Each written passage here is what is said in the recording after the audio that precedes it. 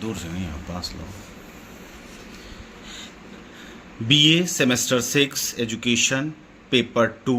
Paper का title है भारतीय शिक्षा के मील के पत्थर और नए आयाम।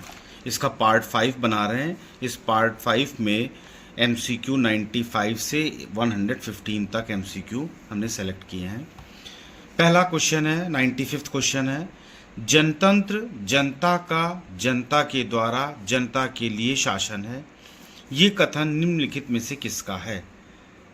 महात्मा गांधी का है, अब्राहम लिंकन का है, अरस्तू का है, डॉक्टर राधाकृष्णन का है। सही आंसर है अब्राहम लिंकन का है। क्वेश्चन नंबर 96 है, सोशल मीडिया कैसे छात्रों को ऑनलाइन शिक्षा में जोड़ने में सहायता करता है? पहला, स्कूल के चैट ग्रुप के द्वारा।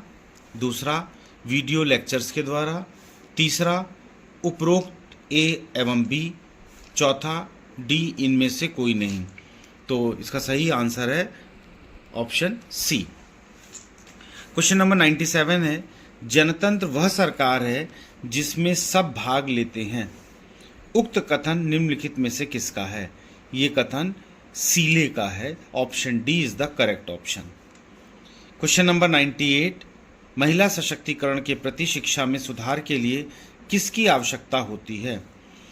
पहला ऑप्शन है समाज की, दूसरा सरकार की, तीसरा परिवार की और चौथा है उपरोक्त सभी।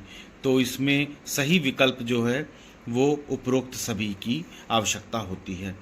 क्वेश्चन नंबर 99, भौगोलिक दृष्टि से वैश्वीकरण का क्या अर्थ है? 4 ऑप्शंस हैं। पहला है विश्व के सभी भौगोलीय क्षेत्रों में प्रभाव। दूसरा, देशों के बीच समझौता। तीसरा, विश्व के लोगों के मध्य सांस्कृतिक आदान प्रदान। चौथा, समृद्धि क्षेत्रों में विशेषाधिकार। इसका सही आंसर है पहला, विश्व के सभी भूगोलीय क्षेत्रों में प्रभाव। क्वेश्चन नंबर 100 है, भारत के किस प्रदेश की जनसंख्या सर्वाधिक है? इसके 4 विकल्प हैं। पहला है बिहार, दूसरा है उत्तर प्रदेश, तीसरा है मध्य प्रदेश और चौथा है महाराष्ट्र। इसका सही आंसर है उत्तर प्रदेश।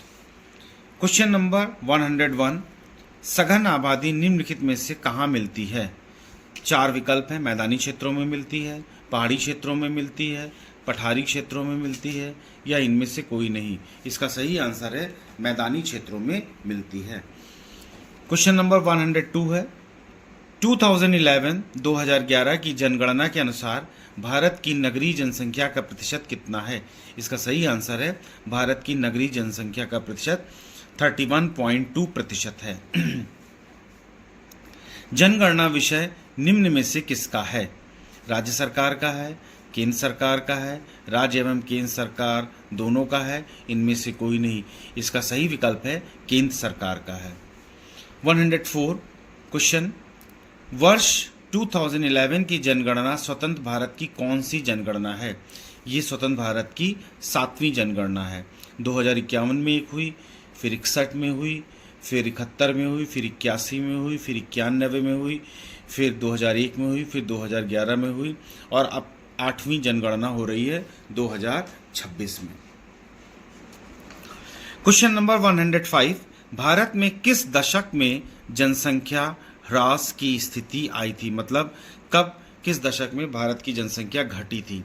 तो वो दशक था 1911 से 1921, मतलब 1911 से 1921 के बीच में भारत की जनसंख्या घटी थी।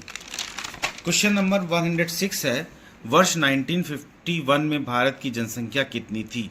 इसका सही आंसर है भारत की जनसंख्या 36 करोड़ 10 लाख थी। क्वेश्चन नंबर 107, जनांकीय संक्रमण सिद्धांत के अनुसार प्रत्येक देश की जनसंख्या में वृद्धि क्रमिक चरणों में होती है तथा सभी को कितनी अवस्थाओं से गुजरना पड़ता है? इसका सही आंसर है 4 अवस्थाओं से गुजरना पड़ता है। भारत की जनसंख्या विश्व की जनसंख्या की लगभग कितने प्रतिशत है? इसका सही विकल्प है बी, 17.5% है। क्वेश्चन नंबर 109, ब्रिटिश भारत में पहली जनगणना निम्नलिखित में से किसके कार्यकाल में हुई थी? इसका सही आंसर है मेयो के कार्यकाल में हुई थी। Option A is the correct option. 110, जनसांख्यिकीय परिवर्तन में या परिवर्तन से कौन कौन सी समस्याएं उत्पन्न हो सकती हैं? पहला विकल्प है रोजगार की समस्या, दूसरा विकल्प है स्वास्थ्य सेवाओं की कमी, तीसरा है शिक्षा की कमी, चौथा है उपरोक्त सभी। तो इसका सही आंसर है उपरोक्त सभी। क्वेश्चन नंबर 111 है सोशल मीडिया कैसे शिक्षा से जुड़े नेटवर्किंग को प्रोत्साहित करता है? इसके 4 विकल्प हैं। पहला है गुरुकुलों को स्थापित करके, दूसरा विकल्प है लाइव वीडियो सत्र बना करके, तीसरा है व्यक्तिगत और व्यापारिक संबंध बनाने के लिए, और चौथा है उपरोक्त तीनों विकल्प सही हैं। तो इसका सही आंसर है डी, उपरोक्त तीनों विकल्प सही हैं। क्वेश्चन नंबर 112 महिला सशक्तिकरण के लिए किस क्षेत्र में शिक्षा को बढ़ावा देने के लिए विभिन्न सरकारी योजनाएं हैं? पहला उद्योग, दूसरा कृषि, तीसरा विज्ञान, और चौथा है उपरोक्त सभी। तो इसका सही आंसर है उपरोक्त सभी। क्वेश्चन नंबर 113 परिवार समाज की होती है।